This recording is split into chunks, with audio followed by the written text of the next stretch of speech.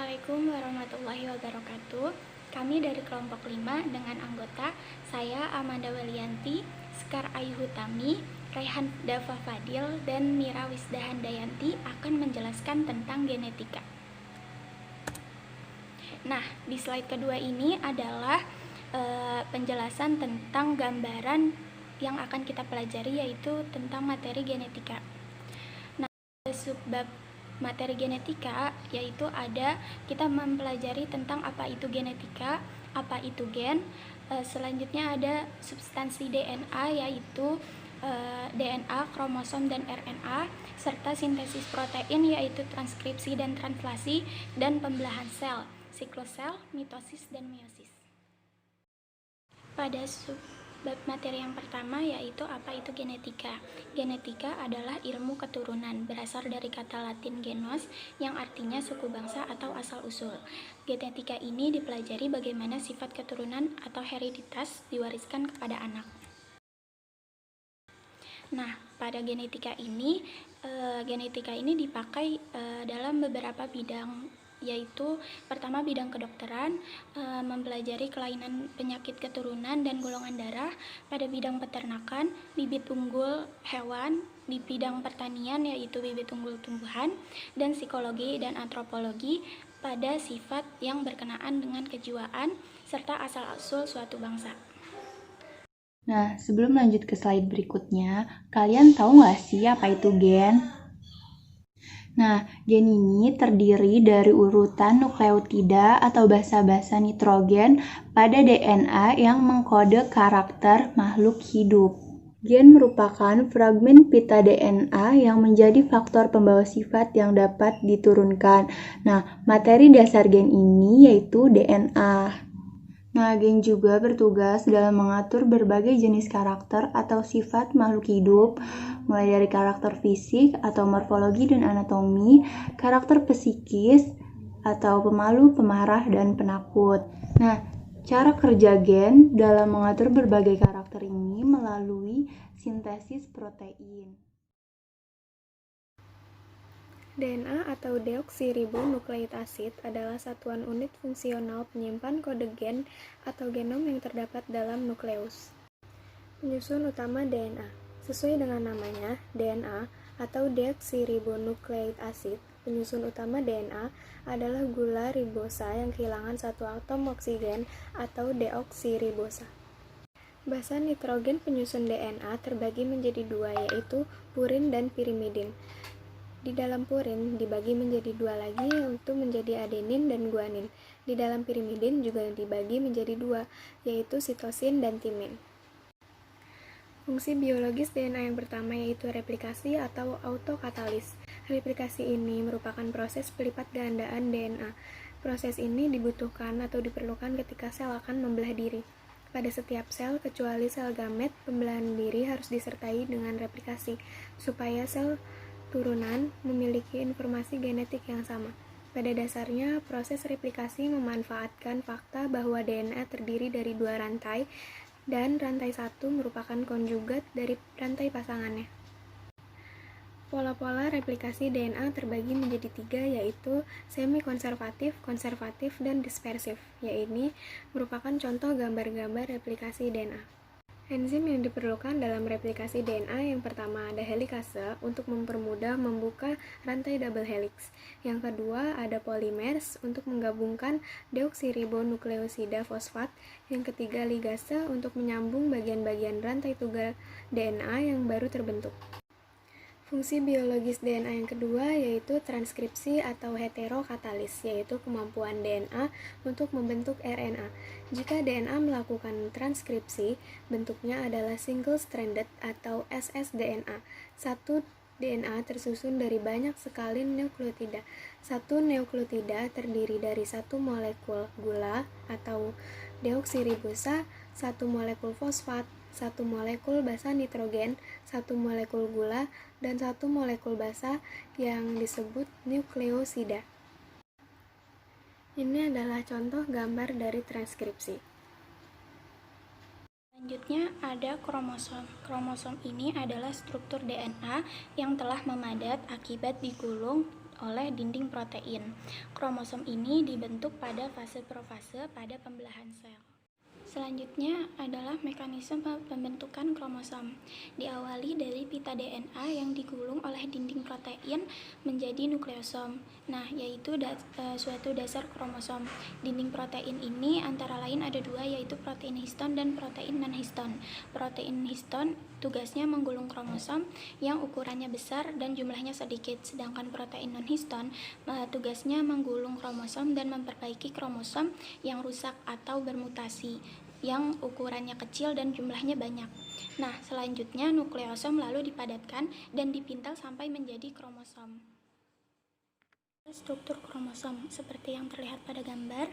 Yang pertama itu adalah bagian sentromer, yang kedua adalah kinetokor, ketiga adalah telomer, keempat matriks, kelima kromonema, keenam adalah kromomer, dan ketujuh adalah satelit. Nah, kromosom ini juga punya bentuk-bentuk seperti yang terlihat pada gambar. Ada bentuk telosentrik, akrosentrik, submetasentrik, dan metasentrik. Pembahasan materi kromosom yang selanjutnya adalah macam-macam kromosom. Kromosom ini dibagi menjadi dua, yaitu autosom dan gonosom. Autosom ini yaitu kromosom yang digunakan untuk penentu sifat tubuh, sedangkan gonosom ini adalah kromosom yang digunakan untuk penentu jenis kelamin. Nah, gonosom ini jumlahnya sepasang yang terdiri dari kromosom X dan atau Y. Nah, sebelumnya kalian tahu nggak sih apa itu RNA? RNA merupakan suatu molekul polimer yang terlibat di dalam berbagai peran biologis dalam mengkode, dekode, regulasi, serta juga ekspresi gen. Nah, seperti DNA, RNA ini juga dirakit sebagai rantai nukleotida. RNA ini lebih sering ditemukan dalam sebagai untaian tunggal yang melipat ke dirinya sendiri. RNA ini menjadi perantara antara informasi yang dibawa DNA dan ekspresi fenotipik yang diwujudkan dalam bentuk protein. Setelah kita mengetahui apa itu RNA, selanjutnya kita akan mengetahui bagaimana sih struktur dari RNA itu. Nah, RNA ini tersusun dari sejumlah nukleotida. Setiap nukleotida ini memiliki satu gugus fosfat, satu gugus gula ribosa, dan satu gugus basa nitrogen. Nah, polimer ini tersusun dari ikatan berselang-seling antara gugus fosfat dari satu nukleotida dengan gugus gula ribosa dari nukleotida yang lainnya. Nah, selanjutnya ada fungsi dari RNA. RNA ini berfungsi sebagai perantara antara DNA dan protein dalam proses ekspresi genetik karena ini berlaku untuk semua organisme hidup. Di dalam peran ini, RNA diproduksi sebagai salinan kode urutan basa nitrogen DNA dalam proses transkripsi. Nah, kode urutan basa ini tersusun dalam bentuk triplet, 3 urutan basa N yang dikenal dengan nama kodon. RNA ini juga berfungsi sebagai molekul genetik yang secara keseluruhan bertanggung jawab dalam membawa segala materi genetis. Nah, RNA juga berfungsi sebagai enzim atau ribonzim yang dapat mengkalis formasi RNA-nya sendiri atau molekul RNA lain. Selanjutnya, ada jenis-jenis dari RNA. Nah, jenis-jenis dari RNA ini terdiri dari RNA genetik dan RNA non-genetik. Nah, sebelumnya kalian tahu nggak sih apa itu RNA genetik? RNA genetik ini hanya dimiliki oleh organisme tertentu yang tidak memiliki DNA, misalnya virus. Nah, fungsi dari RNA genetik ini sama seperti DNA, yaitu sebagai pewaris sifat dan mampu mensintetis protein. RNA genetik memiliki fungsi yang sama dengan DNA, yakni merupakan molekul genetik yang secara keseluruhan bertanggung jawab dalam membawa segala materi genetis, seperti yang dimiliki DNA, seperti pada beberapa jenis virus. Nah, selain sebagai materi genetik, RNA pula lah yang mengatur aktivitas di dalam sel. Selanjutnya ada RNA non-genetik. Sebelumnya, kalian tahu nggak sih apa itu RNA non-genetik? RNA non-genetik ini terdapat pada organisme yang memiliki DNA sebagai pewaris sifatnya. RNA non-genetik ini merupakan RNA yang tidak berperan sebagai DNA. Nah, RNA non-genetik ini hanya dimiliki oleh makhluk hidup yang materi genetiknya diatur oleh DNA. Pada makhluk hidup kelompok ini, di dalam selnya terdapat DNA dan RNA. RNA non-genetik ini terdiri dari messenger RNA atau mRNA, transfer RNA atau tRNA, dan RNA ribosom atau rRNA. Pertama ada messenger RNA atau mRNA. Nah, mRNA ini disebut juga sebagai RNA duta atau RNAD. mRNA ini merupakan RNA terpanjang yang berbentuk pita tunggal. Fungsi dari mRNA ini sebagai pola cetakan pembentuk polinukleotida atau protein. Nah, mRNA ini juga disebut dengan istilah kodon karena fungsinya sebagai pembawa kode-kode genetik dari DNA ke ribosom. Nah, yang kedua ada transfer RNA atau tRNA. tRNA ini merupakan RNA terpendek yang berperan sebagai penerjemah kodon yang dibawa oleh mRNA. Fungsi lainnya yaitu membawa asam-asam amino ke ribosom untuk disusun menjadi protein. Nah, bagian tRNA yang dapat berhubungan dengan kodon yang dibawa oleh mRNA ini disebut antikodon. Terakhir ada RNA ribosom atau rRNA. rRNA ini merupakan RNA dengan jumlah terbanyak. Strukturnya ini berupa pita tunggal yang tidak bercabang dan fleksibel. rRNA ini diduga mempunyai fungsi untuk menyusun ribosom dan membantu dalam proses sintesis protein. Nah, DNA dan RNA ini juga memiliki beberapa perbedaan mulai dari bentuk strukturnya. Kalau DNA itu untaiannya ganda atau helix ganda dan panjang. Kalau RNA itu untaiannya tunggal dan pendek. Nah, dari letaknya juga. Kalau misalnya DNA itu terletak pada kromosom atau inti sel, mitokondria, plasida, kloroplas, dan sentriol. Kalau RNA itu terletak di sitoplasma, sel, ribosom, dan inti sel. Nah, selanjutnya ada dari jenis gulanya. Kalau DNA itu ada jenis gulanya deoksiribosa, kalau RNA itu ada ribosa. Lalu dari basa nitrogennya. Nah, kalau DNA itu pirimidin terdiri atas timin dan sitosin. Kalau RNA itu pirimidin terdiri atas urasil dan sitosin. Nah, selain itu fungsinya juga berbeda. Kalau DNA itu sebagai materi genetik atau bahan baku untuk sintesis protein. Nah, sedangkan RNA ini merupakan alat dalam sintesis protein. Lalu ada kadar jumlahnya. Nah, kalau DNA ini jumlahnya tetap dan tidak dipengaruhi oleh aktivitas sintesis protein. Kalau RNA ini jumlahnya tidak tetap dan dipengaruhi oleh aktivitas sintesis protein. Nah, selanjutnya itu faktor pembedanya ada keberadaannya. Kalau DNA ini keberadaannya itu permanen. Kalau RNA ini keberadaannya tidak permanen atau periode pendek karena mudah terurai. Di dalam sel manusia terdapat kromosom, dan dari kromosom itu terdiri dari telomer, sentrosom. Dalam kromosom terdapat nukleosom, dan di dalam nukleosom terdapat histon. Di dalam histon terdapat gen. Yang di dalam contoh ini adalah DNA. DNA itu memiliki nukleotida seperti adenin, guanin, sitosin, dan timin. Replikasi DNA dan sintesis protein. Replikasi DNA dan sintesis protein merupakan suatu proses yang harus dilakukan sebelum melakukan proses pembelahan sel. Replikasi DNA dan sintesis protein bertujuan untuk menghasilkan segala sesuatu dalam sel menjadi 2 kali lipat untuk keperluan pembelahan sel. Replikasi DNA. Replikasi DNA adalah proses penggandaan DNA baru menggunakan DNA yang telah ada. Jenis-jenis model dari replika DNA ada 3.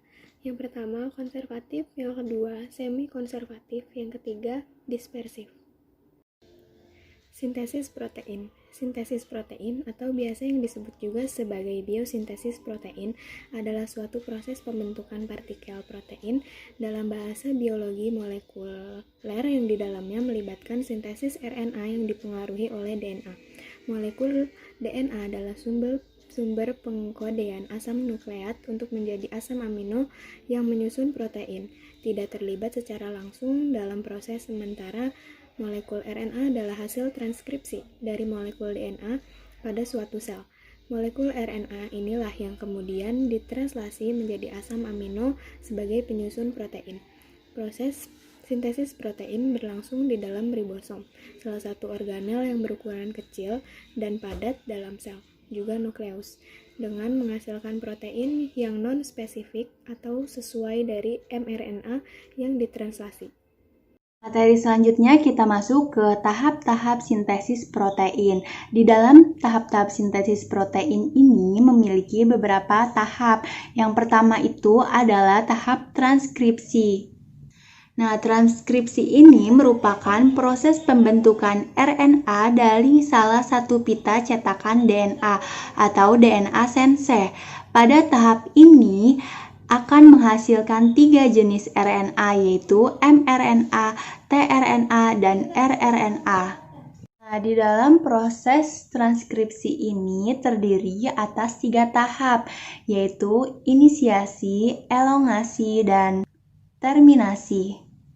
Yang pertama ada tahap inisiasi. Nah, di dalam tahap ini enzim RNA polimerase menyalin gen sehingga terjadi pengikatan RNAP dengan promoter atau tempat pertemuan antara gen atau DNA dengan RNAP yang akan memberikan suatu inisiasi transkripsi yang kemudian RNAP ini akan membuka double helix DNA yang memiliki fungsi untuk cetakan yakni rantai sense. Nah, yang kedua ada tahap elongasi. Di dalam tahap elongasi ini RNAP akan bergerak sepanjang untai ganda DNA dan akan membuka double helix serta merangkai ribonukleotida ke ujung 3 ribonukleotida yang sedang tumbuh sehingga akan dihasilkan rantai RNA yang di dalamnya itu mengandung urutan basa nitrogen pertama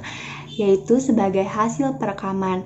Nah, apabila hasil perekaman tersebut sudah mencapai 30 buah, suatu senyawa kimia yang berperan sebagai penutup dapat memberikan sinyal inisiasi tahap translasi serta mencegah terjadinya degradasi RNA. Tahap yang terakhir ini ada terminasi. Nah, di dalam terminasi ini ada proses perekaman dan juga molekul DNA yang baru terpisah dari DNA template. Tahap tersebut ditandai dengan terdiasosiasinya enzim RNAP dari DNA dan juga RNA dilepaskan sehingga dihasilkan produk transkripsi yang lengkap yang disebut dengan messenger RNA atau mRNA. 2. Translasi. Translasi merupakan proses urutan nukleotida dalam mRNA yang diterjemahkan ke dalam urutan asam amino dari rantai polipeptida. Pada mRNA, instruksi untuk membuat polipeptida adalah RNA nukleotida, adenin, urasil, sitosin, guanin, yang disebut kodon. Proses translasi sendiri terbagi atas 3 tahap, yaitu inisiasi. Pada tahap ini, ribosom merakit di sekitar mRNA untuk dibaca dan tRNA pertama yang membawa asam amino metionin. Kedua, elongasi. Pada tahap ini, mRNA dibaca satu kodon sekali dan asam amino yang sesuai dengan kodon ditambahkan ke rantai protein. Ketiga, terminasi. Ini adalah tahap di mana rantai polipeptida dilepaskan. Macam-macam cara pembelahan sel. Yang pertama, pembelahan sel secara amitosis atau biner, berlangsung secara spontan tanpa melalui tahap-tahap pembelahan sel. Terjadi pada organisme prokariotik, contohnya bakteri. DNA prokariotik berbentuk sirkuler sehingga DNA tidak perlu dipaket menjadi kromosom-kromosom sebelum pembelahan. Kedua, pembelahan sel secara mitosis. Pembelahan sel yang terjadi melalui tahapan-tahapan tertentu, menghasilkan dua sel anakan identik atau diploid, terjadi selama pertumbuhan dan reproduksi aseksual. Yang ketiga, pembelahan sel secara meiosis. Pembelahan sel yang juga terjadi melalui tahap-tahap tertentu, merupakan pembelahan sel induk diploid 2N, menghasilkan 4 sel anakan haploid N. Selanjutnya ada fase-fase pembelahan sel secara mitosis. Tahapan-tahapan yang akan dilalui sebuah sel untuk membelah secara mitosis ini ada 4 tahap, yaitu ada profase, metafase, anafase, dan telofase. Pada tahap profase, rusaknya membran inti pada sel akan menjadi Fridgman atau serpihan-serpihan. Kemudian membentuk benang-benang kromatin. Lalu benang-benang kromatin tersebut akan memadat sehingga membentuk kromosom yang akan menuju ke titik tengah sel. Pada tahapan kedua, benang-benang gelondong akan mulai nampak jelas. Kromosom akan berjalan sejajar di ruang ekuator sel. Lalu benang-benang akan muncul hingga ke kutub, akan tetapi tidak akan melekat pada sentromer. Lalu sentromer akan melakukan pembelahan sehingga membentuk suatu kromatid yang kemudian membentuk kromosom secara tunggal. Pada tahap 3 atau anafase ini, terjadi pemisahan-pemisahan kromosom menjadi dua bagian yang sama dengan arah yang berbeda. Dan tahap terakhir ada telofase. Pada tahap ini adalah tahap akhir, di mana kromosom sudah terletak pada kutub. Maka nukleus atau inti sel akan muncul kembali. Lalu kromatid akan menghilang pada saat sitoplasma menjadi tebal. Setelah itu, membran yang ada pada sel akan memisah dari dua sel yang sebelumnya. Kemudian ada tahapan-tahapan pembelahan sel secara meiosis. Pada pembelahan sel secara meiosis ini dibagi menjadi dua tahap, yaitu tahapan meiosis 1 dan tahapan meiosis 2. Pada tahapan meiosis 1 ini dibagi lagi menjadi 4 tahap lagi. Ada tahap profase 1, tahap metafase 1, tahap anafase 1, dan tahap telofase 1. Pada tahap profase 1 ini, benang-benang kromatin akan mengalami suatu proses pemendekan dan penebalan sehingga dapat membentuk suatu kromosom. Kemudian pada tahap metafase 1 ini, kromosom akan bergerak menuju ke bagian bidang ekuator atau bidang pembelahan. Kemudian ada anafase 1, kromosom bersifat homolog, akan berpisah, lalu bergerak ke bagian kutub yang saling berseberangan. Yang tahap terakhir pada tahapan meiosis 1 ini, yaitu telofase 1, terjadi proses sitokinesis, sehingga akan membentuk dua buah sel. Masing-masing sel pada bagian yang mempunyai satu buah inti dengan bagian sebelah dari kromosom yang bersifat homolog. Kemudian ada tahapan kedua dari pembelahan secara meiosis, yaitu tahap meiosis 2. Pada tahap meiosis 2 ini ada 4 tahap lagi, yaitu ada tahap profase 2, tahap metafase 2, tahap anafase 2, dan tahap telofase 2. Pada tahap profase 2 ini diawali dengan adanya proses pembelahan sel yang terjadi pada dua buah sentriol, sehingga menjadi dua buah bagian dan bergerak menuju ke bagian kutub yang saling berlawanan arahnya. Pada tahap metafase 2 ini, bagian-bagian kromatid akan bergerak menuju ke bagian bidang ekuator atau bidang pembelahan. Kemudian anafase 2, pada fase ini bagian-bagian kromatid yang berpisah akan membentuk kromosom dengan bagian sentromernya masing-masing. Selanjutnya akan bergerak menuju bagian kutub yang akan saling berlawanan arahnya. Dan tahapan terakhir yaitu telofase 2, bagian-bagian kromosom yang telah sampai di kutub dan kemudian akan mengalami proses dekondensasi kemudian menjadi kromatin. Lalu mikrotubulus akan membentuk bagian selaput inti pada bagian sekeliling inti. Sekian dari kelompok kami, kurang lebihnya kami mohon maaf. Wabillahi taufik wal hidayah. Wassalamualaikum warahmatullahi wabarakatuh.